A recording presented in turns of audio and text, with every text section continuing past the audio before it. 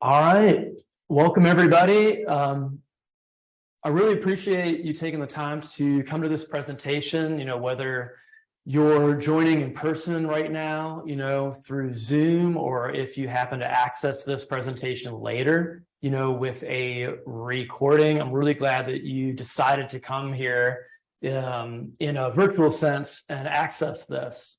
So today I'm going to be talking about, it's really a review of the appreciative advising approach or model. And we're going to be talking today about this model and applications to the classroom. So how might we use this model not only with advising, but also just with teaching and learning as well. So in this presentation, you'll see that we'll talk about the advising model and how advising is teaching. And then also how we can incorporate some of these principles and what they might look like in the classroom. So you see here the reference at the bottom here. The appreciative advising model is based on the work of Bloom, Hutson, and Hughes. I hope that I'm pronouncing everyone's name right there. So this is a summary of their work. So as part of the appreciative advising model by Bloom and their colleagues, they talk about the first step here is the disarming process. And so in this process, we try to create a comfortable environment. And we try to create an environment where we're relating to people that were either in the classroom or are advisees. And so in the spirit of that, I want to share a little bit just about me. So just some disclaimers, disclosures at the very start here. So there are courses that you can take in appreciative advising, to be certified, to have formal training in it. So I am not certified in this model. I don't have any formal training in this approach. I don't receive. I don't volunteer for them. However, I am an academic advisor. So some of you might be looking at this and going, "Oh, well, okay." But I am an academic advisor in the Communication Sciences and Disorders program here at EKU. I'm a faculty innovator. I'm really honored to represent the College of Education and Applied Human Sciences.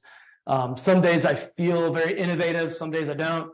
And I just enjoy to support people in trying to create new ideas. So I'm a full-time faculty member here. So I'm currently an assistant professor in the Communication Sciences and Disorders program. I am a licensed speech language pathologist, so in the Commonwealth of Kentucky. So my experiences as a speech language pathologist also inform my experiences, how I see the world too. So I think that's important to mention. And at the bottom there, this is a little bit silly, maybe a little bit different to say, but I am a human being. So I would imagine that whoever's accessing this right now, that we have many shared experiences because you and I are both humans. So that's one of the concepts that we're going to be talking about too in the appreciative advising approach is the importance of connecting with students, whether that's in an advisee role where there are advisees or just students in the classroom too. So that's a picture of my family too. So that is my daughter and my wife. And so that was actually just taken last night. So there we go. So again, just a little preface, the reference here.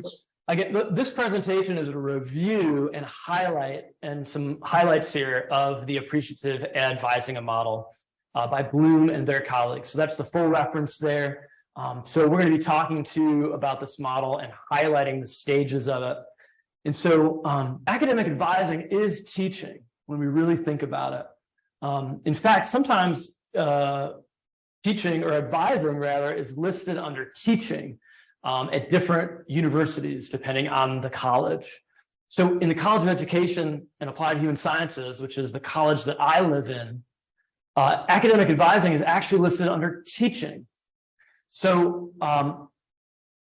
I value academic advising and I value academic advising as teaching. So that's how I see academic advising. So this is from the Appreciative Advising website. There, that image there. This is the model that we're going to be talking about today and just highlighting. So you see there are 6 stages of the model. This is a framework. So the disarm stage, which is we're attempting to make a positive first impression. We're establishing an advisor-advisee relationship, right? We're trying to create a welcoming space, being warm, but most importantly, being genuine. So being yourself, right? Communicating too that you're also a human being too. The second stage is being able to discover. So we're going to talk about this more, but asking students open-ended questions, learning about students too, and discovering students' strengths. Next stage there is dream. So we'll talk about that, about how we can help students to articulate some of their hopes and their dreams that they have. Next stage is designing. So where students, advisors, we create a plan for making these hopes and dreams a reality. So what is this going to look like? So we're designing, we're talking about the pros and cons. We're talking about pathways that we can take to achieve this. Next stage, the 5th stage is deliver. So students deliver on the plan that's co-created. So as advisors, we're not telling students what to do, right? That's what I always tell my advisees too. I say, I'm not telling you what to do, right? I'm presenting options to you for us to talk about them. The last stage there is the stage called don't settle. So students and advisors set their own expectations. And so we're holding students accountable to the plans that we've co-developed. So this is where we're challenging students and at the same time, we're supporting them through challenging them too. So we'll talk about each one of those. So there's like some theoretical background about what informs an appreciative advising model. So one of the theoretical backgrounds of this model is Vygotsky's zone of proximal development. And so, depending on your background, right, a lot of you probably heard about this before, this idea of the zone of proximal development. So see here in the middle there, the middle circle there, what I'm seeing is yellow there, that middle circle, are tasks that learners can do without assistance. So these are abilities that people have just on their own, right? They don't need any specialized instruction or anything like that. They're just things that they're able to do on their own. The next circle there are tasks that a learner can do with some assistance. So Vygotsky talked about being able to scaffold this. So these are things like prompting, providing modeling, right? So in my discipline, I shared with you before that I'm also a speech language pathologist. So my area is also in the area of stuttering too. So I'm also a person who stutters. And so a lot of my clinical work in speech language pathology is related to stuttering, but also related to other areas within our scope of practice. So I'll give you an example. For example, someone who's working on speech sounds. So we help individuals be able to articulate, to produce speech sounds that they may have challenges making.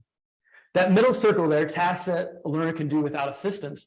This might be someone I'm working with that there might be some speech sounds like b, d, k, g, they already have on their own, right? They don't need any help. They don't need my help to make these sounds. The next step though might be, and of course this is depending on the client's age and what's age appropriate to be working on. But the next stage there might be some speech sounds that someone has a difficult time making.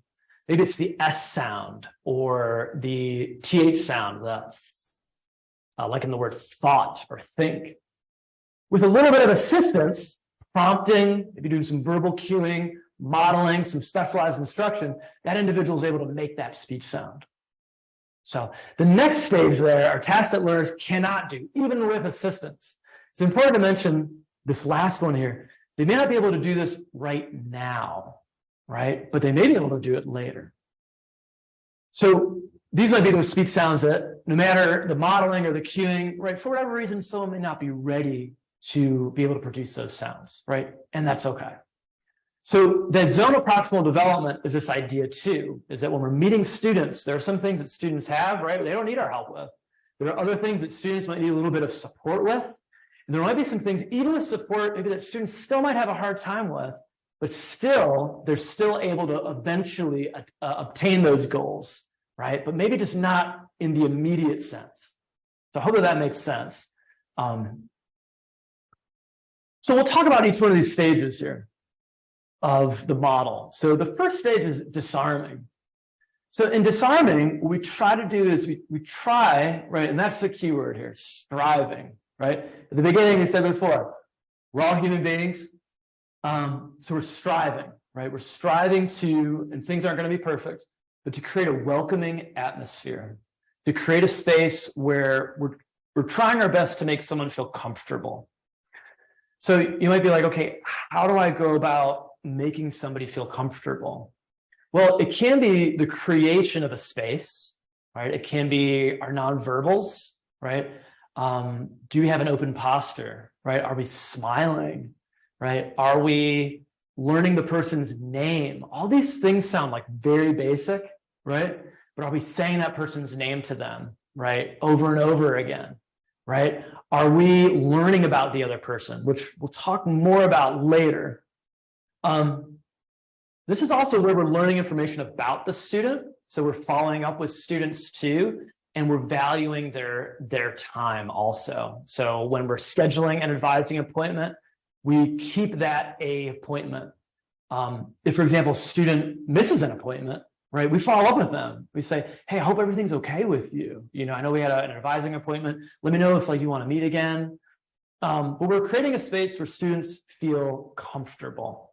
So this is my office. So I'm in the Wallace building here on campus.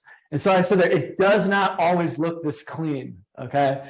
And in this stage, right, we do try to decrease clutter in our office. We try to keep it as clean as possible. But you'll see that I've tried my best to create an office space that's more open. This is just me, and I say this, my way is not the right way, it's just one way. So I tend to not sit at a desk. I move out from over the desk, and you'll see I have a round table here. I have a couch that's also in my office. And so I usually will present students with an option. I don't necessarily say it to them, but I have them choose wherever they want to sit. You know, if they want to sit at the chair, if they want to sit on the couch, whatever works. But I try to create an open space for students where they feel welcome, right? Also in this stage too, we're sharing ourselves. So I have items in my office that are like personal items. Here's one of them. Here's an item in my office. And I learned really quickly, right? Like Legos are not just for kids. All right. I'm kind of getting off topic here. They're not just for kids, right? But that's a Lego model there, right? From Star Wars. And so you can imagine, I learned really quickly who's a Star Wars fan in my office. And they go, wait, whoa, that's from Star Wars.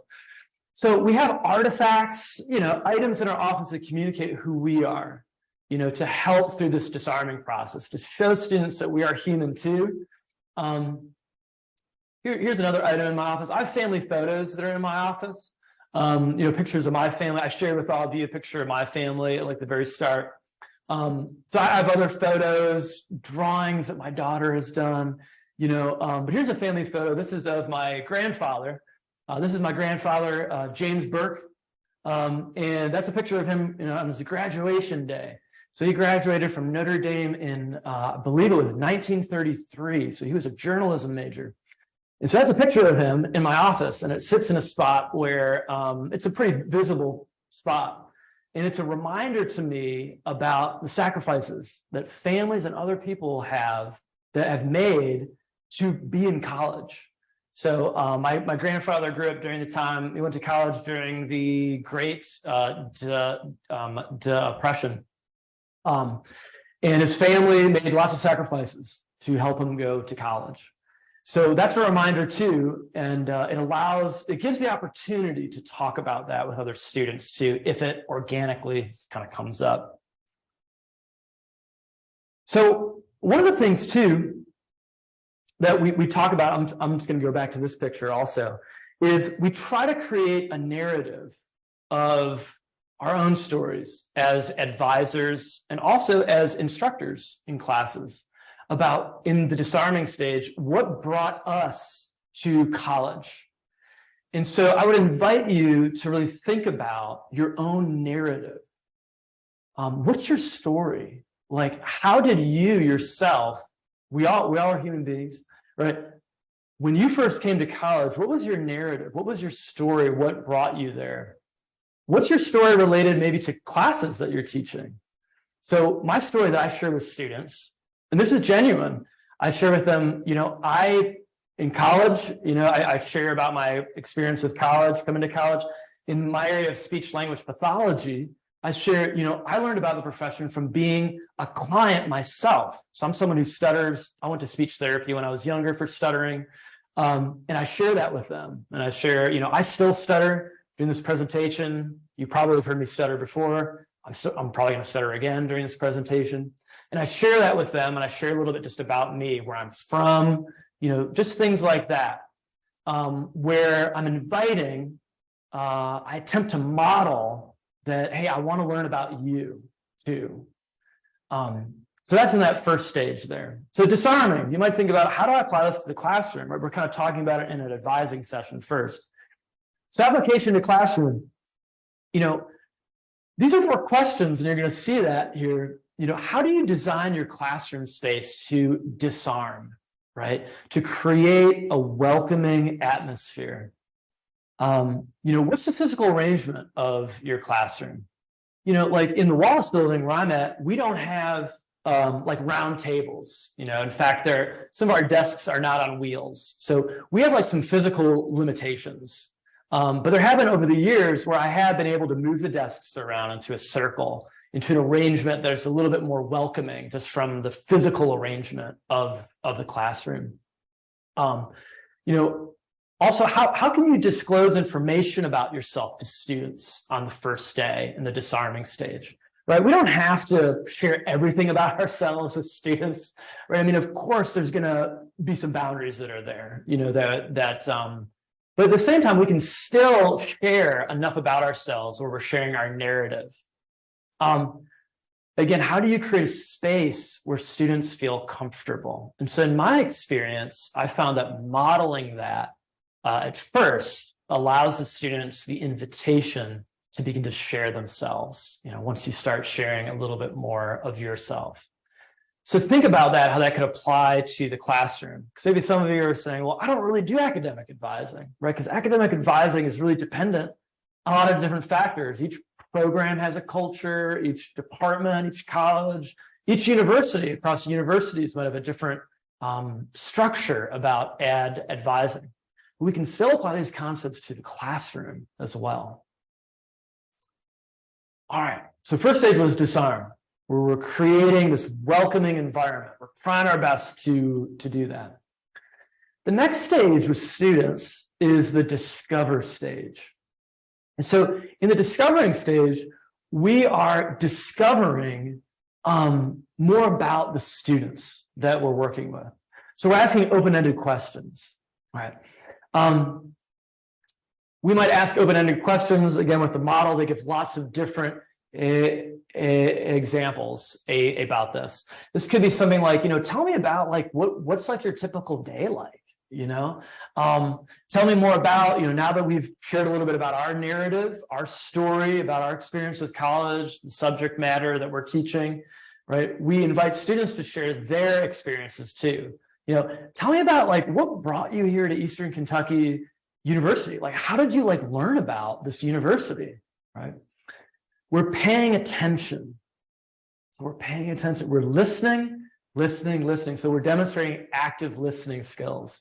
So someone in my profession named Dr. David Luderman, he's an audiologist, has developed a classic textbook in the area of counseling related to our scope of practice. So in counseling, right, we're actively listening. We're strategically listening, right, for experiences that students are having. And so we're really tuning in, right? And we're asking students lots of questions about them and inviting them to share. So we're asking these open-ended questions. So there's something called the Appreciative Advising Inventory. So I've included, here's a direct link to that. You can either maybe you can click on it or you can copy and paste it, whatever works. But this is a free resource that's provided by the Appreciative Advising website. And so this is an inventory that can be used during this discovery phase. And so this is just a screenshot from the website. You can see, you can almost see some of the questions there at the bottom there. It's on that Likert scale. One of them is, I'm committed to being a lifelong learner. I'm committed to earning a degree. I attend all my classes. There are a lot of different questions that are there. But it gives us some information about how the students are perceiving, their different talents, their different experiences, their participation. So this can also give us some really good information also. So I would encourage you to explore some of these resources that are there on this website too. So this also is one option too that you can use to really learn more about your students. Okay, applications from the discovery, right? So discovery is we're discovering more about the student. How do we, right, in an advisor-advisee relationship, where that's typically going to be one-on-one, but how does this look in the classroom? So same thing, could there be surveys that you could design for your specific subject area? Where you could say, what do you know about this topic right now? What would you like to learn about, right? What are some strengths that you bring to this classroom?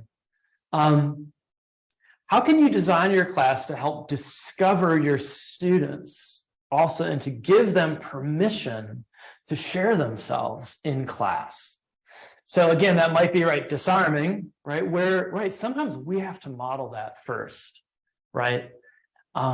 So sometimes in my classes, I've created assignments where I've made it an assignment. I know, some assignments, right? We might just have them be an assignment where we say, you know what, you're going to get full credit for this assignment if you answer all these questions, like in a thoughtful manner, right? And we might say, in this assignment, right, I'm going to ask you to tell me about, what do you know about this topic? Tell me more about you as it relates to this topic. What's something that you'd like to learn about in this class? Like, what have you heard about this class, right? All that's really helpful in information for us to know. Okay, so disarming, right? Welcoming atmosphere. Discovering, open-ended questions, learning about the student, discovering the students. Then dreaming. So in this model, again, this is all just a summary of this model and this approach to advising. In this model, right, the first two stages, disarming and being able to discover, they're related to establishing this foundation.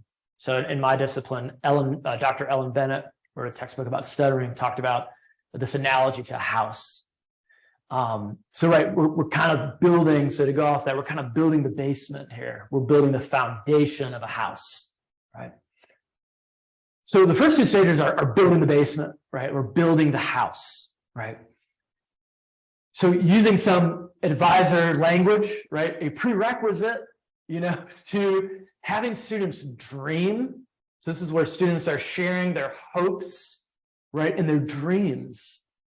A prerequisite, you could think about to having the students dream and share what they deeply hope for, right? We need to give them permission, right? To feel welcome and to create that atmosphere to allow them to dream, right? To allow them to share their hopes. So in the model, they talk about this too. I mean, dreams and hopes are really personal. I mean, they're very personal to us, right? And in the model, they talk about this too. And right, you may have experiences with students where you ask them about, like, what are your goals? Like, what are your dreams? What do you hope to get with this degree? And students might be a little bit reluctant to share, right? There could be lots of reasons for that. But we want to try to set it up where we create a space, an environment, an atmosphere where students are more likely to share those, right? If we're disarming and we're helping to discover the student, right? So we use guiding questions to allow students to dream, right? Because students might first say, like, I don't know, and they might say that for a lot of different reasons. But we use guiding questions. So some of this is like the classic question. I don't even know who to cite about this, but it's like, where do you see yourself in 5 years? right? Or where do you see yourself in 10 years? Or in the model, they give different kinds of questions too, like, like, I want you to envision yourself, like 20 years from now. Like, where's it that you want to be? Like, what do you want people to say about you, once you've graduated from here? So we might have to prompt them, just like with the idea of the zone of proximal development with Vygotsky, right? We got to support, we got to prompt, we got to model, right? We might have to do some cueing, so to speak, right? And give them some guiding questions to help them dream, right? So, okay, to the classroom, right? So again, these are more questions for you because I understand whoever might be logged in or accessing this information, we all come from a variety of disciplines. So how do you have students think about what they hope for in your class? Like, what are their dreams? What are their hopes for this class, right? How do we use guided images and questions to allow students to reflect on this? Right, so I acknowledge this with students in my class, and I like to have humor. I value humor in the classroom. Or I might say, some people might be taking this class because they're like, I got to take this class. That's why I'm here, And you know what? That's fair, right? And I try to challenge them a little bit to think about what are some hopes that you have for this class? Okay, you're here originally because you have to take this class or work for like your schedule. But what are your dreams or hopes for in this content here? What would you like to learn about? What are some possibilities? So, for guided images and questions, right? You might use kind of future focused questions. After you're done with this class, what would you like yourself to know about? Something like that. So again, this all just comes from the model too. Sorry, so we're disarming, right? We're discovering, right? We are, right, helping students to, right, dream. And then we're designing is the next stage, so the fourth stage. So designing. So this is where, and in the model, Bloom and their colleagues talk about this. We're like a guide. We're a guide that's on this journey with the students, right? The students are also helping in this model too. This is important. Students are helping to guide us also, right? So in a way, we're both kind of guides on this journey. But it's basically the idea about how do we plan to make our dreams and hopes a reality? So students are the ones that are making the decisions, right? In this advising kind of appointment, right? So we also encourage students to in this approach to trust themselves, right? So students do have to be informed first, right? We do have to have an informed decision about what we're doing before we trust ourselves. I get it. There's going to be some logistics that we have to go through first, right? Where students might just need some information. I might say, like, what kind of jobs can you get in speech language pathology? Like, what's an audiologist? So it is important where there might have to be just some information giving, right? Where we're educating students about possibilities. We're examining the pros and cons of each decision that students make, right? So we're not just telling students what to take. And so that's important. That's something that I value too as an advisor. Sorry, I touched my microphone. That's something that I value too. I'm not telling you what to do. This is just, I'm advising you, I'm recommending these classes. You obviously are going to have to decide, what's going to work best for your schedule, your life. There are lots of different options. The idea of like if-then statements, right, that can be used very frequently in a lot of different disciplines. Here, okay, if you choose this pathway, if you choose to take this class, right, then, what's the consequence? That could be positive. It could be something that's neutral or something that might be negative, right? Are you able to handle that? Would you be okay living with that, if you decided to do that? It's very important also in this stage to provide affirmations, to positive affirmations related to questions that students have. Questions are so important, and so it's very important to say, as advisors, and in this model, they talk about this here, as an academic advisor, we are a representative, of the university, of the greater university that we're working in. We're representatives of our program, of our department, of our college, right? And so it's very important that we support students through saying, this is a really good question. Like, I really like this idea that you came up with. I really like that you came up with these different pathways. I hadn't thought about that before. I mean, there's a lot of things that students have taught me where I was like, wow, I didn't even think about that. Like, you could take that class, but then you could also take this one, right? So it's very important that we're affirming, that we're positive in these responses. Right, so designing. So how are we, so applying this to the classroom, how are we encouraging students to design their choices in class? So I'm striving to get better in this area.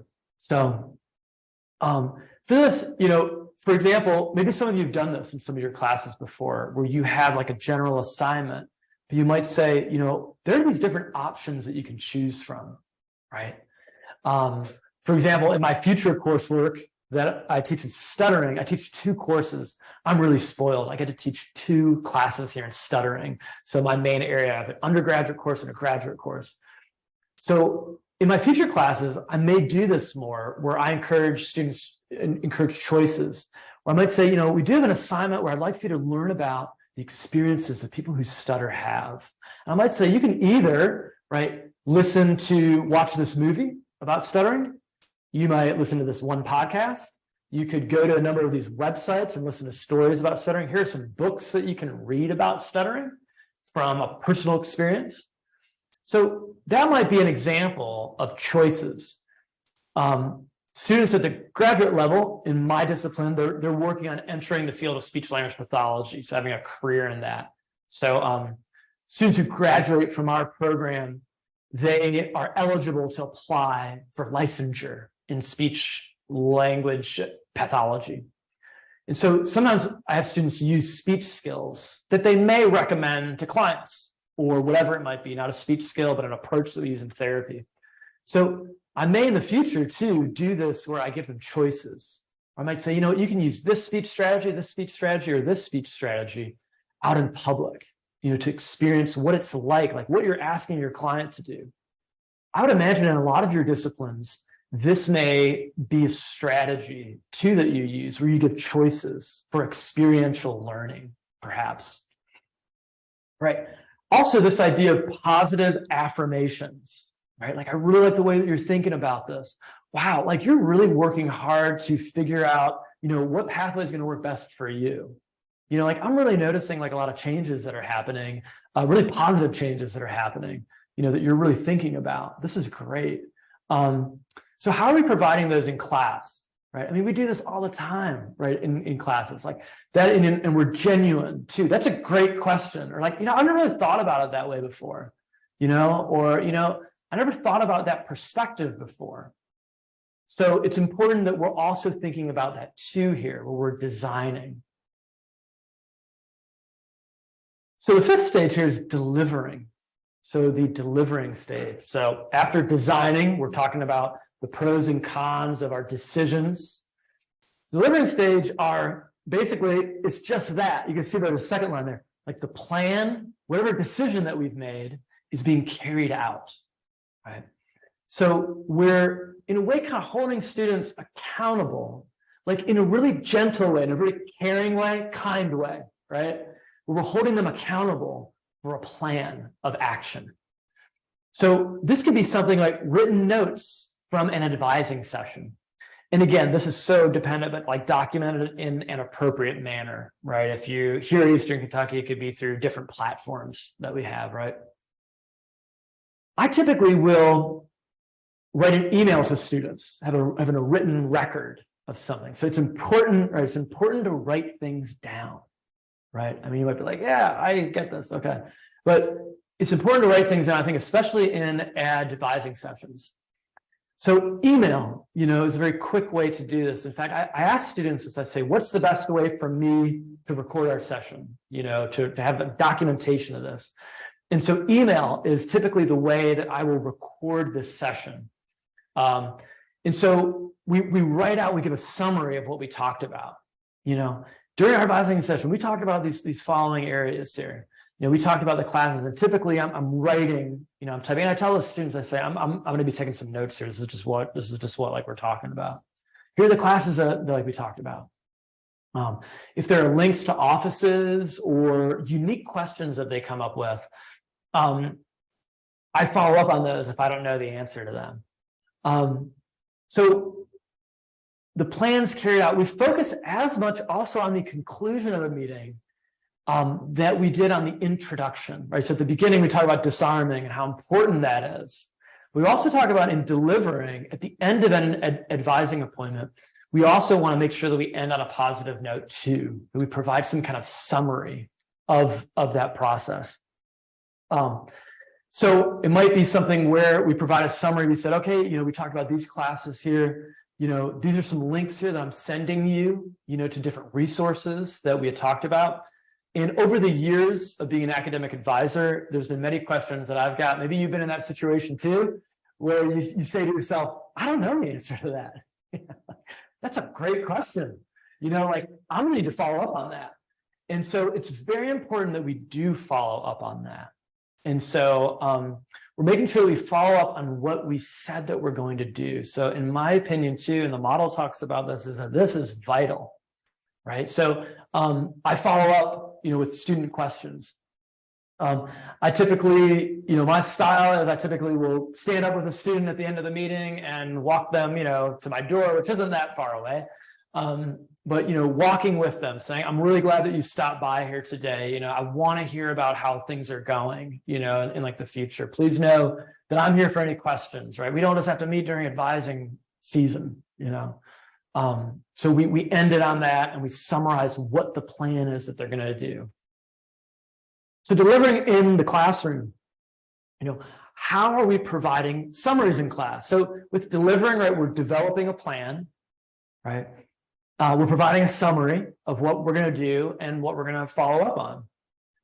We do this all the time in teaching, right? We may not have just thought about it this way before, right? But we do summaries at the beginning of our class, right? In my clinical work, so I've shared with you, I'm a speech language pathologist, right? We do summaries too. In class, right, we can structure, that's one way to kind of think about class too, is through this model, and other ways of just providing a summary, right? You might say, hey, last time I saw everybody, we were talking about this. So-and-so asked a great question last class, and you know what? I didn't know the answer to it. I shared what I knew about it, but I followed up on it, and you know what? This is what I found out. Right? We talked about this, this, and this. We said that we were going to move forward and talk about whatever it is, chapter 8, and so that's what we're going to talk about today. Here's a summary of some of the things that we're going to talk about. So we can review the action plan that we decided to do last class, and then also do a summary at the end of class too. With teaching, I typically, when I first started teaching, I try to do everything very quickly. And I try to teach up until the last minute of class. But I typically will stop in about 5 minutes before class and then go into summary mode. And so you know what, we're getting toward the end of class here.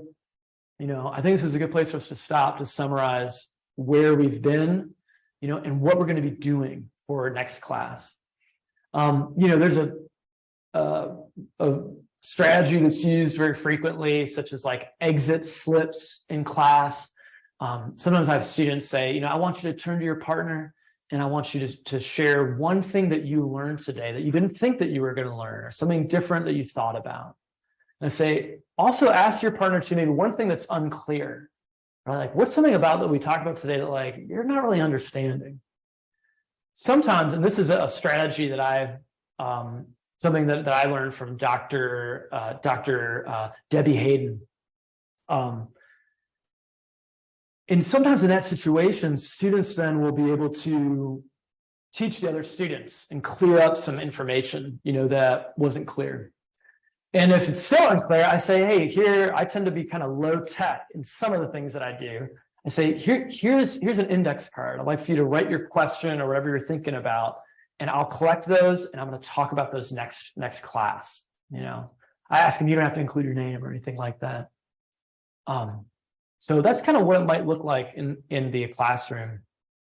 So the last stage in this model is the don't settle stage.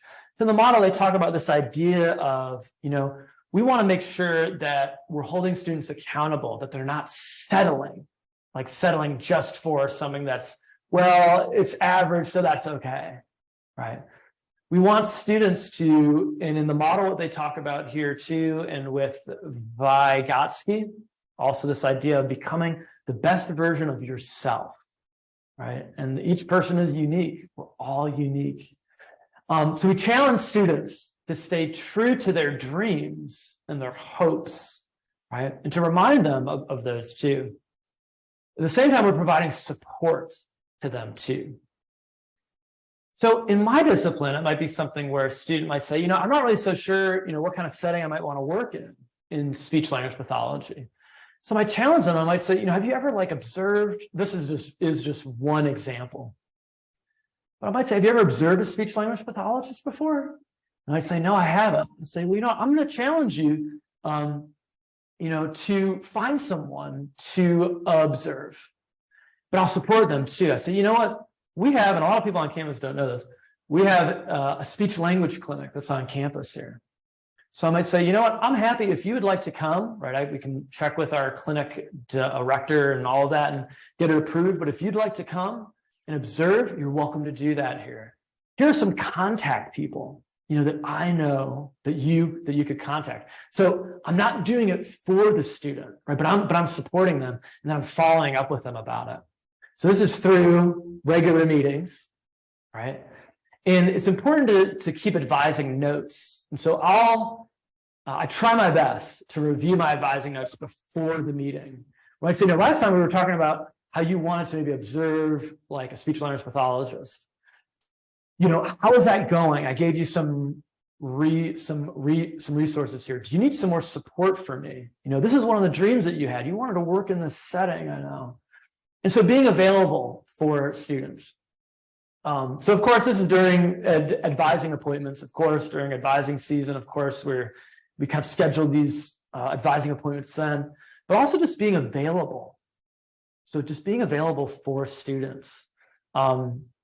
So something that I think I'm going to incorporate more in the future is just having almost like office hours for advising. Maybe some of you do this already, but just being accessible into saying, here's a virtual Zoom link. I'm going to be available on these dates. Feel free to come on in. Know that it's going to be a group thing. So if there's something personal or something related to that, know that we can schedule a one-on-one meeting. Also in person too. Say, I'm going to be hanging out, whatever it is, in Starbucks or whatever, during these times, being available for your students, not just for advising season, but also at other times too. So same thing for not settling. Worst applications to teaching. I mean, we check in with students all the time in the classroom, where we're supporting them. So how are we challenging students with higher levels of learning? Well, there's Bloom's taxonomy, different levels of learning, right? Understanding knowledge, right? Being able to apply knowledge, being able to create something. How are we challenging students at these different phases? And how are we supporting them? Are we supporting them enough? Right? If you think about that zone of proximal development, we might need to provide modeling, examples, prompting. Right? So again, with that model. So here's the last point, that I had here. Here's this image here. This is of the interstate. Here's system, roadways, pathways. So, we're all, at the start here, I mentioned, at the beginning, it was kind of silly. I said, I'm a human being, but we are all connected in some way. And I think that's very important, is that we all, whatever journey that we're on, we all were once where our students were at, starting college, learning about a subject for the first time, right? It's important that we connect with our students in that way, right? We're all human beings. I would guarantee that you have more in common with your students than you may think. So there's lots of different pathways that people take to college, to whatever class that they're taking with you, right? But we are all connected in some way. There's lots of different routes that we can take, right? Certainly there are some routes that might get you there faster, right? But you're still going to get there at the same point, the same destination. So I wanted to end on that point. I did budget about 10 minutes for questions here, and so I'm not so sure we have anybody that's in the Zoom. We got questions. Oh, okay, great. Yeah, if there's any questions at all, yeah. Open. So how would you go about dealing with the students who's having a stressful time in college? What are some strategies that you take into relating with them if they're just having the worst time of their life? Wow, that's a really good question. Really good question, because I think that we have those situations, where students, for whatever reason, they're just having a very difficult time, stressful time in college. With this model, the different stages, right? We may have to spend some more time in one stage than another, and how quickly that we move through them.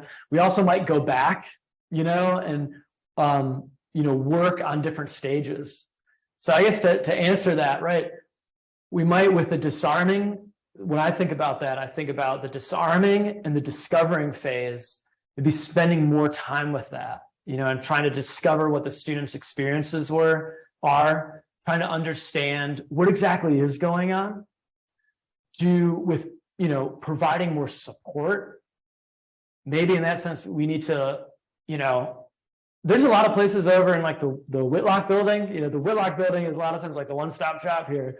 But maybe in that situation, saying, you know what, I got time right now. How about we walk over there, maybe to some of these other offices that would be able to support you, rather than sending a link, which is totally fine. That's totally fine to do. But in a situation like that, right, how it might like taking 15 minutes to go over there with the student. We can still talk with the student there. We can still connect, and maybe, provide more cueing, providing more support, and walking them over, showing them places. Right? Do you have to have your advising sessions inside? If, as you are able, right? Can you do other things? Can you meet them other places? Can you go on a walk with your students around campus and have an advising session, right? If you're able to do that, right? Or meet in other places. I think you can. I wonder if that may not solve the problem, but it could help to provide more support in that way. So, yeah, really good question. That's one we hear often, I think, is just how to deal with those situations and how not to take it too personally. Yes. You can't solve all their problems. Right. Yes. Yeah, you can't. Right. Yes. That's very, very well said. Yeah. Yeah. Anything else? All right. Well, thank you so much for joining today. Whenever you end up being able to access this material, please feel free to reach out to me. And thank you so much for visiting the Faculty Center for Teaching and Learning here. So I wish you the best in your journey.